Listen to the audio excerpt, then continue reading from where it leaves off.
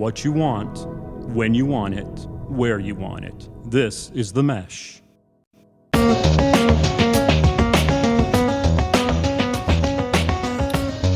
Welcome to the Entrepreneur Exchange on the Mesh Podcast Network, a monthly conversation about startups and small business with ideas, tools, and advice to operate your business effectively. We have a special show today. It is time to empty out the Entrepreneur Exchange mailbag. We get mail from people at our Mesh.tv account, the e-exchange at the Mesh.tv. We get mail at our work accounts. Sometimes we're just recognized on the street by bill collectors and whatnot who have many questions of us. Anyway, we're going to be talking about questions that you've given us. We'll also highlight some businesses on our Small Business of the Month feature that you should be checking out. My name is Jeff Newell. I'm your co-host. I'm director of the Manufacturing Solutions Center in Conover, North Carolina. I'm joined by my co-host, Gary Muller, who is Executive Dean of Economic Development and Corporate Education at Catawba Valley Community College in Hickory, North Carolina. Gary, how are you doing? And did I get your title right? You got my title right. You've really become an expert at saying. You're saying it better than I do. Well, I've got it written down here because there's no way I can actually remember. I know. That. I hate that it's the longest title on campus. Well, perhaps does the longest title mean signify your importance? No, it means I have a lot of work to do. Well, but that's okay. That's good. That's job security, isn't it? It is. So, we're taping today. It is March 1st. Welcome to March. Spring might be around the corner. Our weather's been pretty darn good, although it's been cold. And then when it's cold, it's clear. And when it's raining, it's warm. Otherwise, we would have gotten cream snow-wise because we had a lot of rain lately. But we are in March. How's you feeling about your basketball team? Let's talk about something that's really good.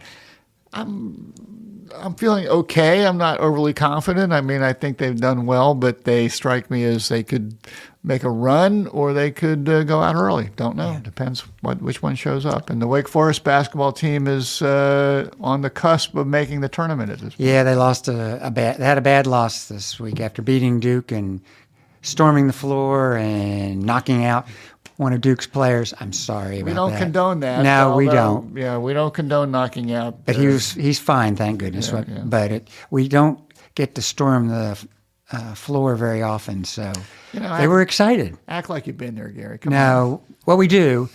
Then actually, no, we don't.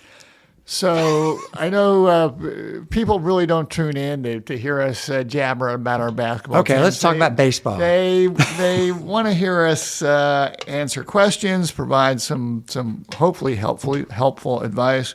So we do have an email address at eexchange@themesh.tv where you can email us questions, and we've accumulated some over time that we figured we'll do our best to I think to it's a great idea and talk about. So that's what we're going to do today. So first question from a Gilbert L. who attends Adams College. Not sure where that is. How important is formal education for becoming an entrepreneur? Which I found it strange that someone from college would write this question because apparently they're putting down a chunk of change to get a formal education, but I don't, Well, he may be questioning his decision. Maybe it's not a good investment. Yeah, I mean, he may be looking at it, and we hear it all the time. Somebody's in another job or they're going to school, but they've come up with a great idea or had a great idea for a long time in their mind, and they may think they're wasting time. Formal is the key word to me when I look at his question. I mean, from a standpoint, if you're thinking, do you have to go to a 4-year school or you have to go get your master's? And of course, I would say that's not true. I think you do need formal guidance. I think you need to build a group around you and go to classes at the local community college or a 4-year school talking about the key things that you need to know when you're going into business. I think one of the things that, we get an idea, but we don't know all the things that we need to be looking at. I mean, we've been doing it a long time, but there's always something that's changing. And, if you're going in and saying, I'm just going to go start this business without formal backing, not on the financial too, but from a support standpoint, I think it's risky. Well, and I know that there are educational institutions that have started, not just started, they've been creating entrepreneurship degrees and entrepreneurship programs, which to me always strikes the question of, are people born with entrepreneurial skills, or can they be taught entrepreneurial skills? And I suspect there's not a right answer to that. For some people, I'm sure that rounds out their experience in education. Yeah, I think that when that question comes up, I think it depends on the person and what not just their background, but their personal makeup. Well, as you were saying, it's certainly not a requirement. I think that we can look back at some of the great entrepreneurs. We'll call them entrepreneurs, like that probably failed out of college or left college to pursue their dreams. It seems to me that I'm not sure if Steve Jobs. Yeah, I think Steve Jobs falls in that category. Mark Zuckerberg. Yeah. They were. I think they've done okay. Yeah, and so it's not like they completed the degree, but I sort of like what you were saying in that building a foundation of business skills, just so you can even talk the language, I think is important. I do. I agree with you. You don't need to be the expert, but you need to speak the language. And it's a little self-serving for our college or community colleges as a whole. And you and I, we built the curriculum entrepreneurship program, so where people can come and take one course, and then they can add 2 or 3 more and get a certificate, and then they can get another certificate, and they could go all the way up to an associate's degree, which would lead them to a 4-year school. But what you and I have spent most of our time in the last handful of years is providing continuing education courses, shorter term training to help if someone needs help in a specific area, and I think that works. You also were key in working with NACI on starting the entrepreneurship program and a continuing education, but a little bit more than just a short term. And so we have a smorgasbord of things we can do at our college, and I'm sure other colleges have the same type of thing. Yeah. You're smiling at me as I'm saying those things. I say that NACI, she's a looker. So anyway. Let's move. It's a very good organization. Let's move to our next question. Because we want to try to get through as many of these as we can in a reasonable amount of time. Sorry, I talk a lot. Well, we need to. These are worthy of discussion. So our next question comes from Betty C. in Seattle, Washington, and it's sort of a general question: how can I find funding for my business idea? And when we get questions, whether it be through the mailbag or just working with people, we always get questions. Everybody has questions about money. Show me the money. Where do I get the funding? And and again, it's complicated. It's often going to depend on where you are in the cycle. Something about the way she wrote this question about a business idea. An idea can be very challenging to fund. Ideas are great, but sales and revenue and traction are what's really going to is a viable funders. idea. Yeah. And then again, it does get back to when you're trying to get funding from somebody, they want to see what your support group is. What sort of team have you put together? Right. Or support group, it could be if it's not going well. So we've talked with and met people from different parts of the continuum. We've worked with service providers or people that are might be starting a small store or whatnot, and the funding options out there are going to be very different than something that's scalable and has greater revenue potential. I was talking with some folks from one of from a large national bank yesterday, and about some of the challenges of funding, and their idea of a startup company is someone who's been in business and had some success for 2 years. Come show us 2 years of financials, and then we'd love to have that conversation. It's not like the larger banks are going to open their doors and embrace new businesses until they are showing some success. So, yeah, and people also come to us and talk about angel investors, equity investors, and there are some out there. But again, their interest there is going to be for a pretty significant return. And again, they're going to be looking for more scalable opportunities than the smaller businesses. Right. So, and of course, if it's your idea and you're coming up, you think it's going to be the best thing in the world, and it's personal. So when you've done this even many more times than I have, talking to folks about the realities of what they need to know and the things because we want, how you phrase it, I won't use the one term about dreams, but it's better to know early that it may not be a viable idea, or they don't have the foundation to go forward. Even though it may be a little painful, it's much better than getting into it and spend a lot of money and a lot of time and it doesn't work out. Of course, you never know because it's always hard work, and usually businesses take a little while to get started. So, it's when you make that choice of which way you're supposed to go. Well, and also let's talk a little bit about bootstrapping. And regardless of the type of business that your idea is about, or what your idea is, in all likelihood, it's going to take some of your money. It's going to take money from your family and friends. And one of our colleagues would always say, it's the 3 Fs. It's family, friends, and fools that are willing to put money into new businesses. Mm-hmm. So, whether you're opening, the little shop around the corner, whether you're trying to come up with some sort of technology idea, to get it to a certain level, it's probably going to take something out of your pocket or someone that to get it through that initial stage. So it's not like there are lots of buckets of money that people are throwing around, despite what you might see or read out there. Well, you might hear about them, but usually that takes a lot of time in building a business plan. It doesn't happen when they show up at your office when you were in charge of the small business center. Did every person ask about where the money is or what? Not all of them, but a good chunk, I would think. A good number of them. And there seems to be perceptions out there that the government has lots of money that they're throwing at businesses.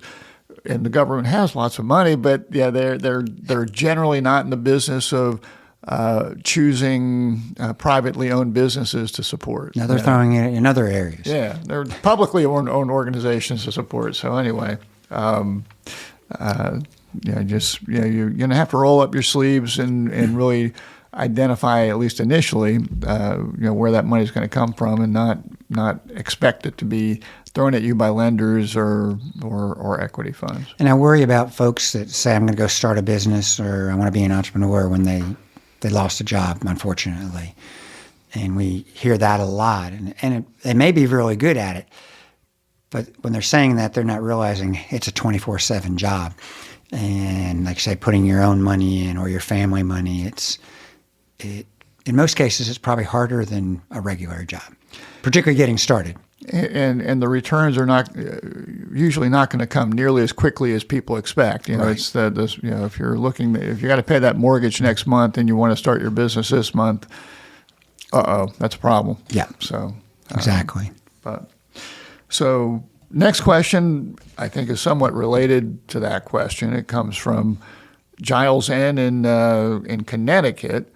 And this: when should a startup look for external funding? How do they decide what percentage of the company to offer for funding? I'm betting Giles might be watching Shark Tank a little too much. Yes.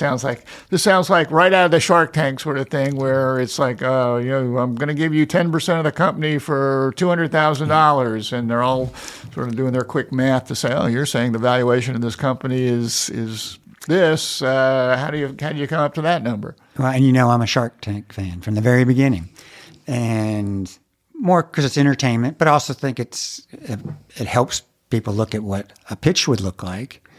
I mean, you've got to remember they're on TV, so the sharks are sometimes playing to the cameras, but they're also giving you some good advice. I mean, and I think one of the questions that, when you just said that, made me think of when you were talking earlier.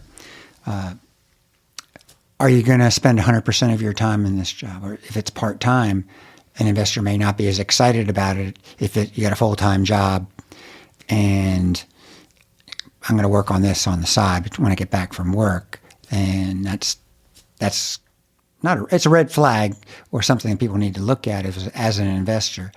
But then if you're going to go all in, then as the person, you got to make sure, as you just talked about, having the money and the resources to be able to do it. Because you're jumping off the side of the lake into the water when you say, okay, I'm not going to have a full-time job and I'm going to have to go make some money as I'm trying to build this idea. Yeah, or have enough to be able to draw on. Quite the leap of faith. When I think about when somebody puts the question in these terms, in terms of saying, what percentage of the company should I be considering to offer for funding? They're trying to find equity partners or equity investors. We're not we're not talking bank loans. Banks don't want a percentage of your business. They just want you to repay your loan with interest. But think through if you're going to be talking about equity investors, you need some combination of demonstrating traction, sales, and a path towards profitability, and or you might have some intellectual property that someone might see as valuable. So making sure that you've properly protected that intellectual property, whether it be patent or whatnot, you have to have something to sell to somebody. So make sure that before you have any of those conversations, that you properly covered those bases. Mm-hmm. So absolutely. So that's always makes me a little bit nervous. People might assume that there are investors out there, but be careful, because when you start sharing information about your company, you better have it properly protected, or someone might find something very similar to do. That's right. So be careful out there. All right. We're getting into your wheelhouse now, Gary. Oh, gracious. Oh, I didn't answer the question on percentage. Okay. I didn't dodge it on purpose. I guess you gave me another idea. Yeah, when somebody's asking, it's really hard. Every situation is different. I'm not going to come up with a dynamic answer, but every situation is different. Every idea is different. And how important would it be to you to say I've got at least 51% of the ownership of my company? Well, that is one thing that I do believe in. If you're going into something that you don't want to give up ownership, control. In my mind, that's my personal opinion. I mean, if you were saying I'll give you 20% and somebody wanted 45%, and obviously it depends on how much they're paying for such a portion of ownership, would that bug you as long as you've got more than 50%?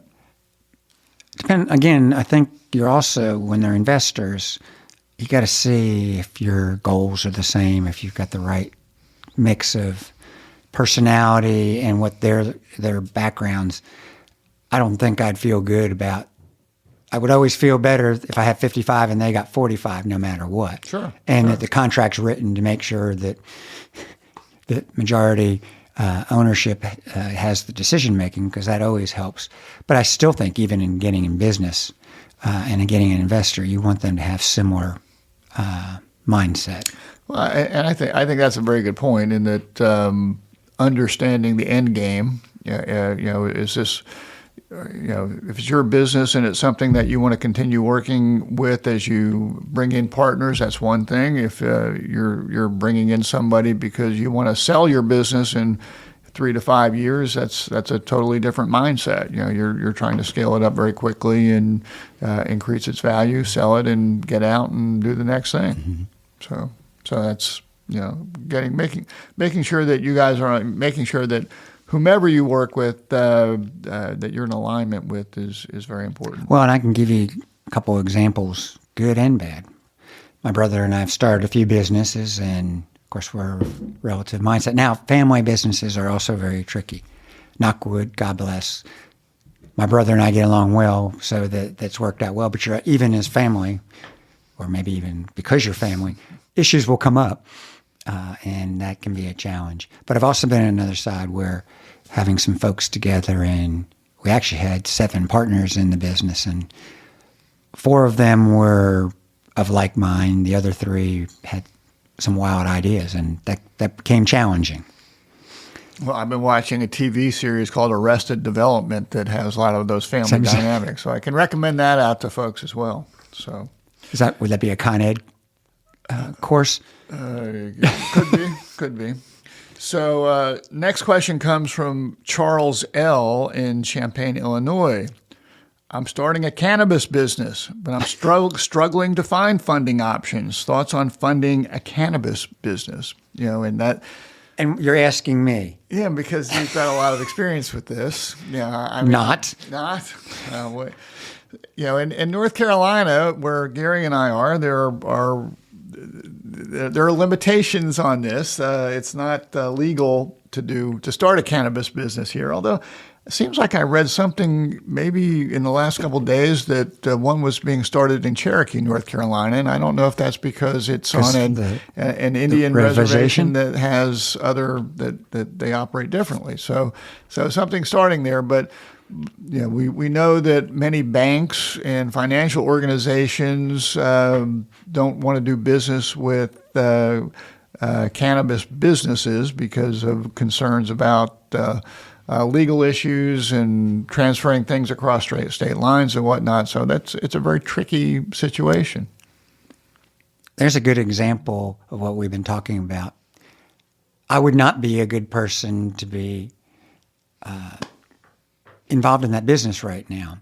Not because of whether I would buy that product, but that I don't know as much about that. Probably because of my interest or my lifestyle, or what are you going to say? So if somebody was saying I want to start now, I could probably help with the financial side, and give some ideas and setting up projections and stuff. But I wouldn't necessarily be a great business partner to be talking through ideas. Because I can't spell cannabis. So you don't really have any investors lined up for the next cannabis business coming down the pipe. I don't. So, okay. Well, that doesn't say I don't have some fraternity brothers. Well, I guess the only and this is not my area of expertise either.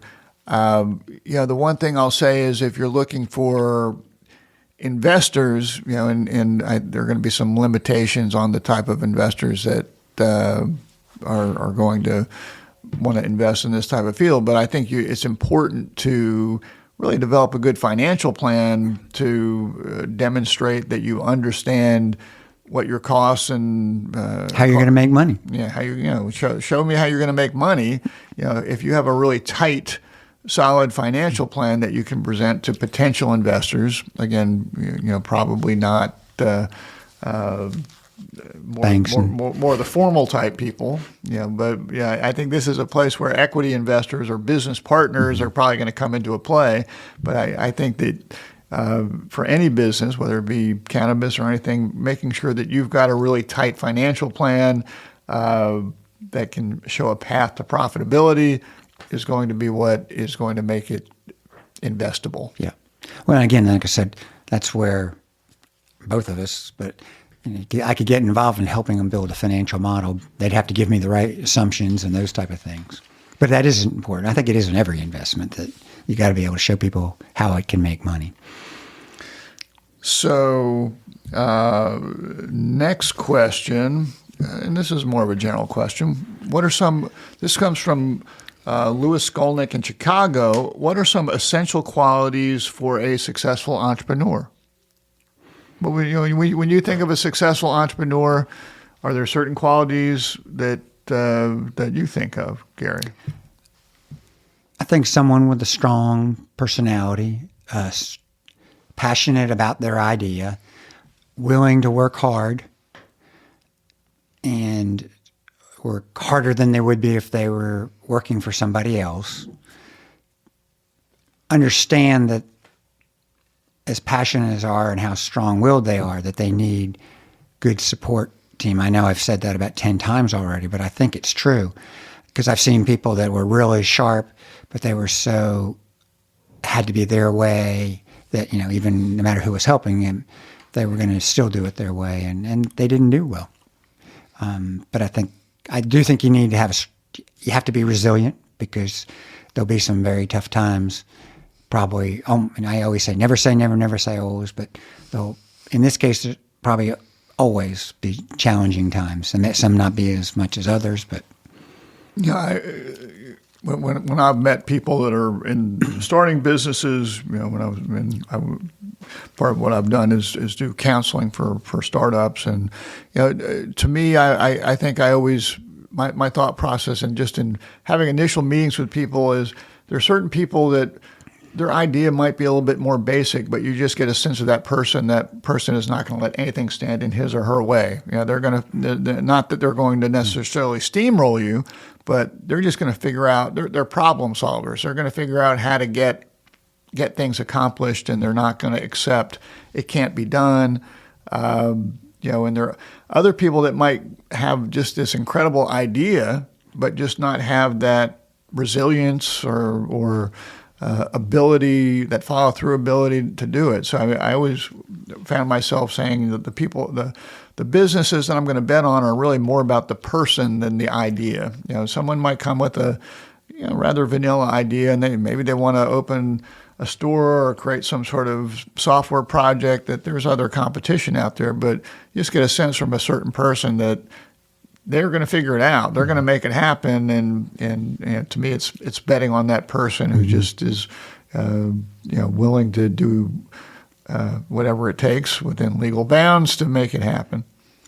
So I agree with you. So anyway, that's.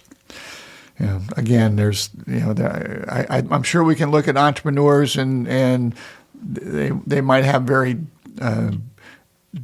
different approaches to things, and different approaches are going to work. There's not one right answer. Mm-hmm. So, Stan G in Charlotte asks us, how can I effectively market my business on a tight budget?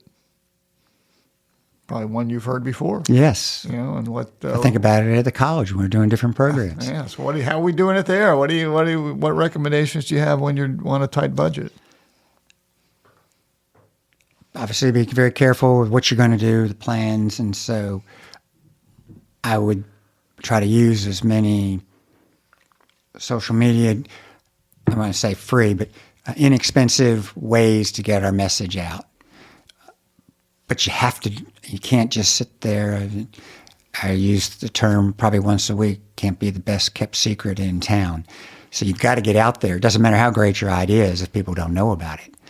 And again, I use it with our programming at the college sometimes, that we have a really good marketing department, but I need to give them the right information so they can get the message out. Otherwise, what I think is really, if they don't know, they don't know. You don't know what you don't know. Yeah, and certainly social media provides an opportunity to operate pretty cost effectively. I think you certainly need an online presence, and it's not particularly expensive to work with somebody or build your own website these days. So I think that's important. To me, one of the more important pieces of advice I think we can share is that you need to be very specific about who you are targeting. If you're trying to target the whole world, that can be very expensive. I mean, you need to really think through who your target customers are, and really do everything you can to focus on them, and not just be chasing everybody. Right. That's gonna cost you more. I'd rather spend some money going to a trade show or something where I know specific customers are going to be, or the types of customers I'm looking for are going to be, as opposed to doing more general type advertising. So I'll throw that one out there. And we did be intentional at what you're doing. Very much so. I mean, you got to prioritize. Yeah. When you're talking about a tight budget, and really anyone starting a business kind of has to be very careful about where they're putting their money. And you hear it all the time, and I guess I probably thought about it when I was younger. that, let's market to the world because everybody's going to like it, but we need to be focused on who the key people that can take advantage of our product or service.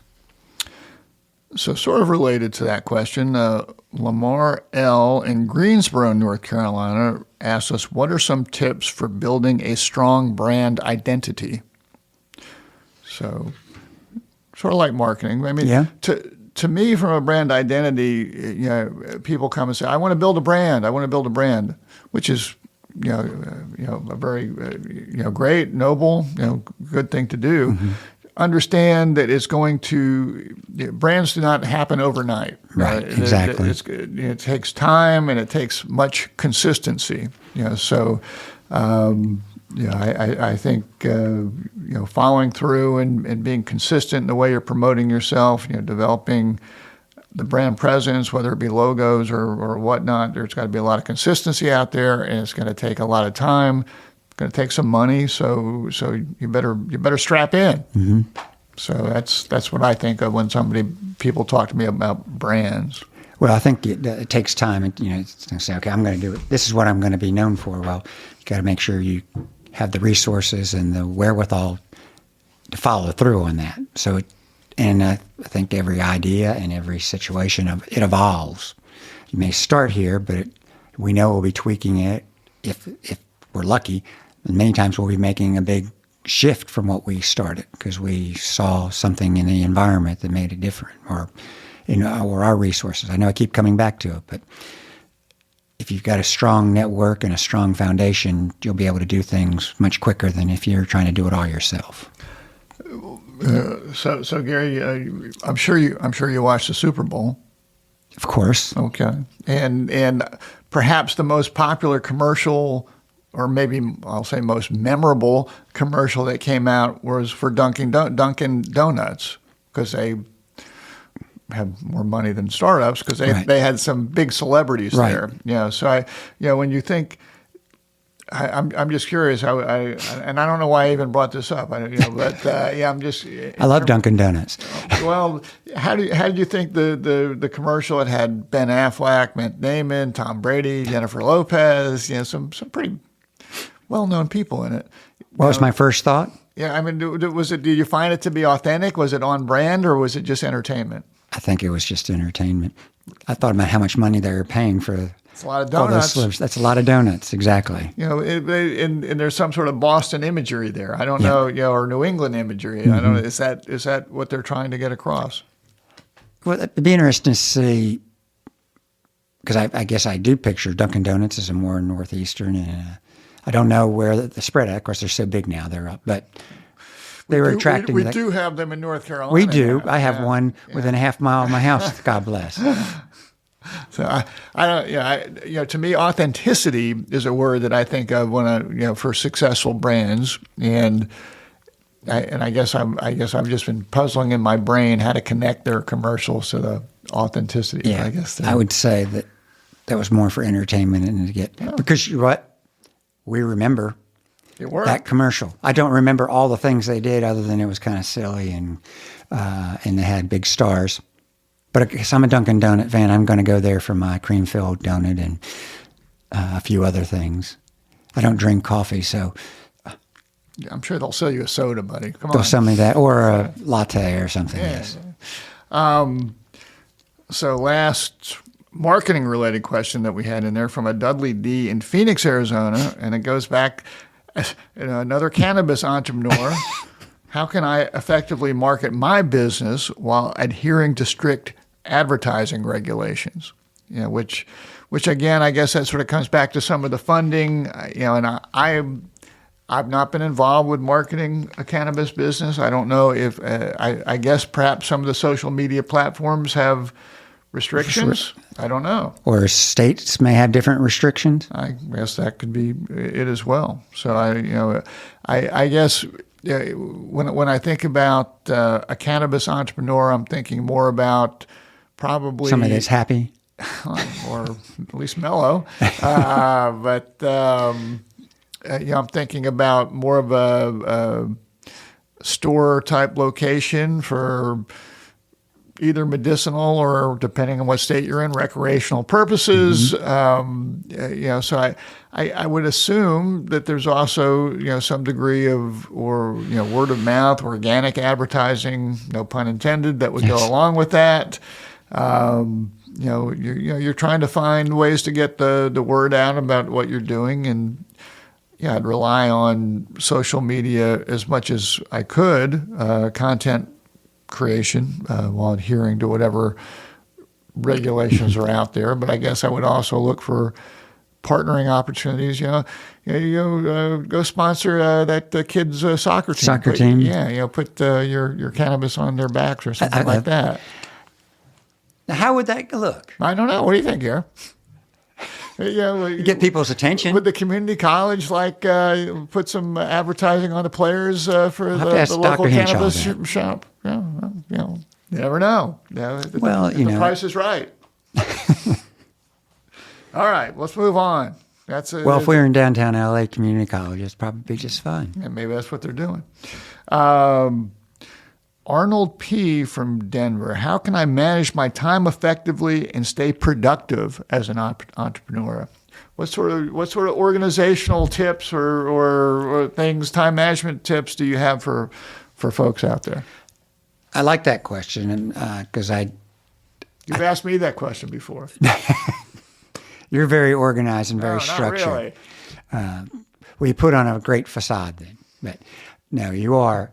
I think it's critical, whether you're working for a business or you're working for yourself, to be organized. I think, and if you're going to go out on your own, I think it's even more important, because there are going to be so many things that come up in your life. You've got to be able to know what your priorities are. You just said it. You've got to have priorities. And actually, I do it every day, and I do a personal and I do a business, and then I try to blend them, and I probably over organize it. I don't think I overthink it, because I still, when life gets in the way, I do the most important things. But if I didn't have that in front of me to make sure that, oh gosh, I said I was going to do that yesterday, I didn't, but it's over here, and because I like to check things off. And are you? And I asked this as I'm looking at your pad in front of you. I mean, are you still more of a write it down type guy, or are there technology things that you rely on as well? Good question. Because yes, I used to carry 3 pads, depending on for high, medium, and low priorities with personal. No, I use my computer too much. My wife Tammy would tell me, but and having that is invaluable. And being so I'm much more not tech savvy, but I use it a lot. I need it. And using the phone. I mean, things you sit there and go, gosh, how did we do business before we had phones? So you're pro computers and pro phones. Yes, I am. Okay. Well, that's, so I've made progress, take right? The controversial positions here, So one of the things that I have found myself relying more on is Google Docs and Google Sheets. And that and this sounds awful, but it allows me to easily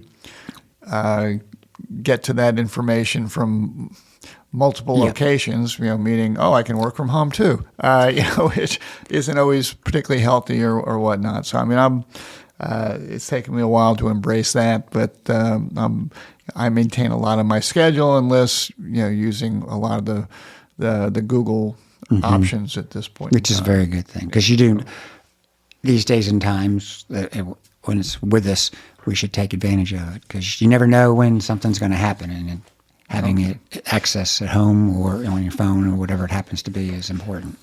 So we're gonna take one more question here out of the mailbag, and then we're gonna move on to our lightning round, which I'm gonna hit you with today. Oh my gosh! Since we have a guest, but Toshiro T in Houston, Texas, asked the question: what are some resources available to help me on my entrepreneurial journey? And there are a lot of free resources out there. So, and when, we've talked about the importance of prioritizing your money and your funding. So before you go out there and, hire a consultant or someone to help you, look for those free resources, whether it be the Small Business Administration. Here in North Carolina, we've got small business centers at community colleges. We have an organization called the Small Business and Technology Development Center that's affiliated with our university system, which provide free counseling, a lot of free training, connections. Most states have some sort of small business development organization that provides something similar. So those, to me, those are the first resources I would be reaching out to. I'm sure there's the ones I would have said yes. I think because they're very good and they've got a lot of backing and behind them. And when I see somebody, the first place I suggest is a small business center in the area that they're in, and they usually get great support. And of course, the ones you mentioned are all very worthwhile. So I think those are the good starting points, and I know also like your local Chamber of Commerce, the one that we have here in our area, has a group that focuses on entrepreneurship and makes an effort in trying to connect entrepreneurs to funders, to support organizations. So that might be another resource that you should be checking out. And I'm glad you said that because I spend a lot of time in the chamber like you do. And they have an initiative that they've started a website or on their website to help people looking for help starting a business.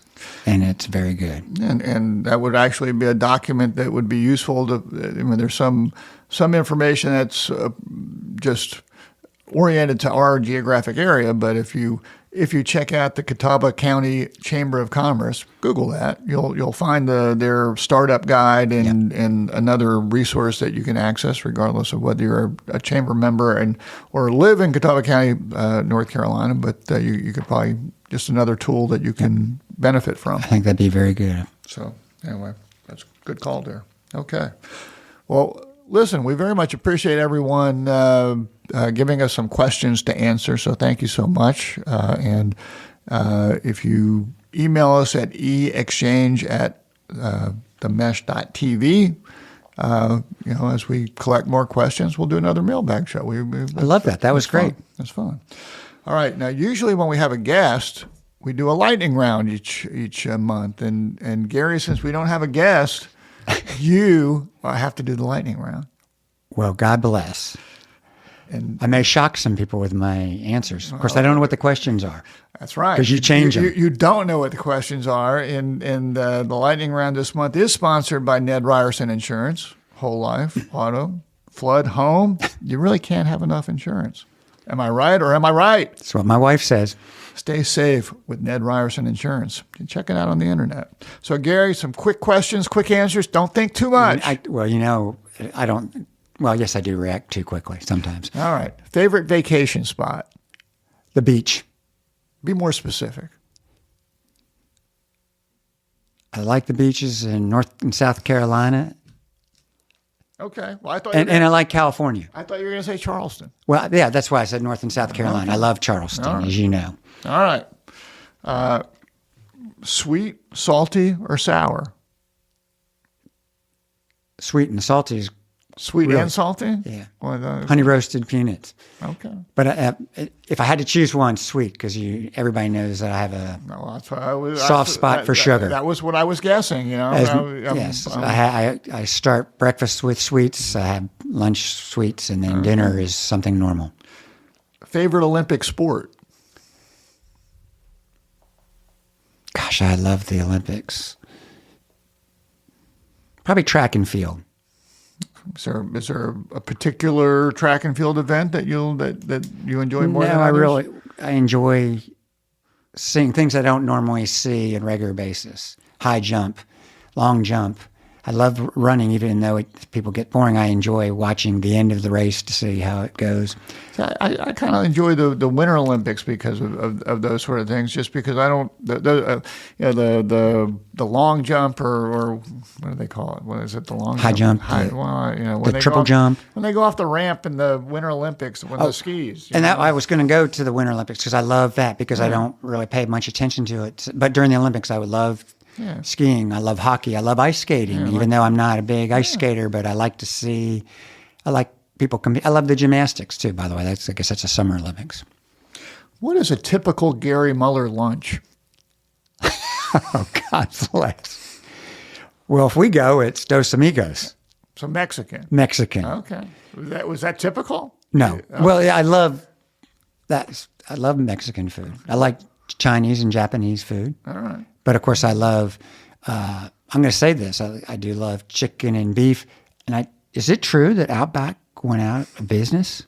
I Or is that a farce? I think that's a farce.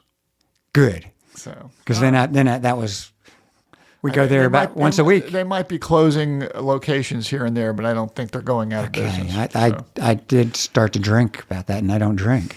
I heard that last night. What's your favorite? What's your favorite dessert? I love desserts. Do you have a favorite? Ice cream, pie? You have a I like ice cream and cake. Ice cream and cake. You have I like brownies and ice cream. Okay. Together. Yes. Together, yes. That's the way to go. I like anything with ice cream or whipped cream. Last question. What is your spirit animal?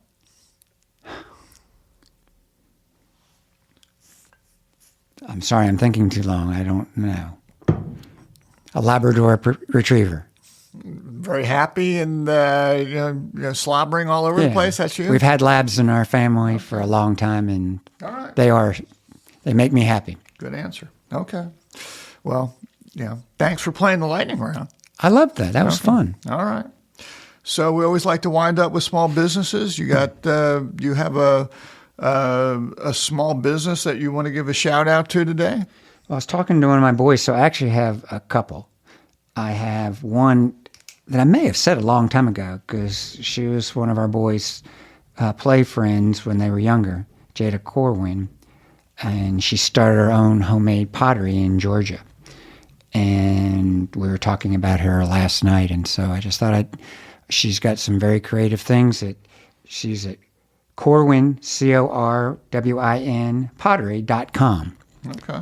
And I recommend her. And then here's another one he mentioned, and this is way out of my wheelhouse, as you know, because it's usually pets or food.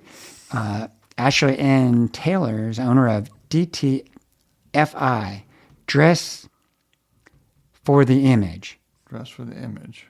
Okay. Which is kind of cool. It's ladies stuff, but it was a young lady that he grew up with, started her own boutique. I think they're in New York, and they're looking at coming to Charleston area. Dress for the Image, DTFI. DTFI. Cool. Yeah. Well, that sounds nice.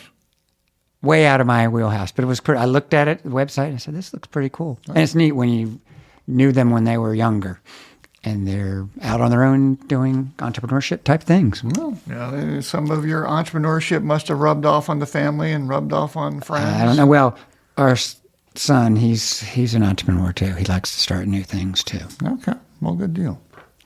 So I'm going to give a shout out to a startup that I learned about when I went to entrepreneurship conference last fall, sponsored by NC IDEA, which is a great organization here in North Carolina that promotes entrepreneurship. Company, small business called, and I'm sure I'm not pronouncing it right, but it's Weyeze, Weyeze, and if you go there, weyeze.org, you'll find them. But it was actually started by a young lady who I think is still a student, maybe at University of North Carolina, named Sasha Sirkin, who had some vision issues when she was younger, and she sort of found that there was a real problem in the world and that there are literally millions of people who struggle because they can't get access to corrective vision glasses, and whether that's because of geographic barriers or financial barriers, but it creates issues with education, employment, transportation. So she is working on developing a kit that is a self-administered corrective lens kit that provides a customized and measured pair of glasses to people helps with both nearsightedness or farsightedness. And she's currently doing beta testing on it. And she has a goal of reaching 100,000 users in 2024. And you can actually pre-order a kit at this point in time. But she's currently testing it in rural North Carolina. So you can go to their website, pre-order a kit, learn more about them at weyez.org. So check them out. That's fantastic. That's great. Sort of a cool course, concept. I've had some eye issues in the last 60 days that came out of nowhere. And God bless, we have Greystone in our community. And I've thought about that a lot. What if I didn't have the resources or someone really good? There's a chance that I might have gone blind in my right eye. And like I've gotten old, so now if I don't have readers, I can't read. Well, so, everybody needs that. Yeah, well, that's what. I mean, seriously. Even before you get old, people need that. So she's trying to help solve that problem. So we good for her. Wish her luck and support her. And just seeing a young person start a business like this, it can be quite inspiring. So yeah. So check them out. So. Very good. If you have a suggestion for the Entrepreneur Exchange Small Business of the Month, please email us with your questions at eexchange@themesh.tv, and we'd love to use your suggestions there. We appreciate everybody listening. We thank you for joining us today with the Entrepreneur Exchange on the Mesh Podcast Network. We encourage you to go to themesh.tv and see all the cool podcasts that are going on with the Mesh Network. And Gary, let's do it again next month. Love it. My favorite thing to do. Well, outside my family. And your desserts. And my desserts. And a Coca-Cola. We'll see you next month. Take care.